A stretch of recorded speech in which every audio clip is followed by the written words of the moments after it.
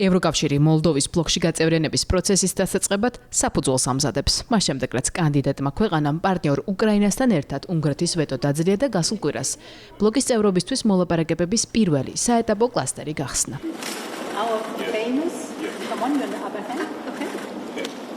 ევროკავშირსა და მოლდოვას შორის ბრიუსელში გამართული რიგით მეორე სამიტზე ევროკომისიის პრეზიდენტმა ურსულა ფონ დერ ლაინმა გამოთქვა ვარაუდი, რომ უკრაინისა და მოლდოვის ევროკავშირში წევრობის არა ჯგუფური, არამედ ინდივიდუალური განხილვა შესაძლოა გარდაუვალიც გახდეს, რადგან ნებისმიერი კანდიდატი ქვეყანა საბოლოოდ მაინც გაწევრიანების საკუთარ ინდივიდუალურ პროცესზეა პასუხისმგებელი.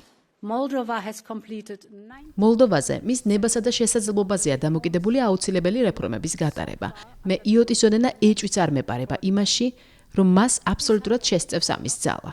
ჩვენ უკვე ვნახეთ პროგრესი ბევრი მიმართულებით და როგორც კი შესაძლებელი იქნება, გავხსნით მოლაპარაკებების პროცესში არსებულ სხვა კლასტერებსაც. უკრაინაში რუსული აგრესიის დაწყების შემდეგ ევროკავშირის წევრობაზე განაცხადი უკრაინამ, საქართველომ და მოლდოვამ ერთდროულად შეიტანეს ეგრეთ წოდებული ტრიოს ქვეყნებმა მალევე კანდიდატი ქვეყნების სტატუსიც მიიღეს. უკვე მოგვიანებით ამ პროცესში უკრაინა და მოლდოვა არაოფიციალურად წყვილში განიხილებოდნენ, თუმცა ერთ ჯგუფში ორი ქვეყნის მოხვედრა პრობლემატური გახდა, რადგან მომლოდინეთა სიაში არის ქვეყანა, რომელიც საომარ მდგომარეობაში იმყოფება. უკრაინის პრეზიდენტი ვოლოდიმირ ზელენსკი მოუწოდებს ევროკავშირის წევრებს შეინარჩუნონ პარალელური პროცესი ორივე ქვეყნის გაწევრიანებისთვის ბლოკში, რადგან დედაქალაქები ევროინტეგრაციას მომავალში უსაფრთხოების გარანტიად განიხილავენ. ამ მხრივ მოლდოვას კვლავ დნესტრისპირეთის პრობლემასა და რუსულ გავლენებთან უწევს ბრძოლა.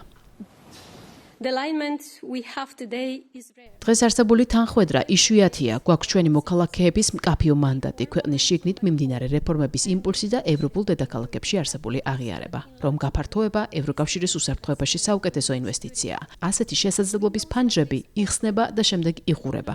ჩვენი ფანჯარა ახლა ღიაა. ამიტომ ეს დროის წინააღმდეგ რბოლაა და ჩვენ მის მოგებას ვაპირებთ.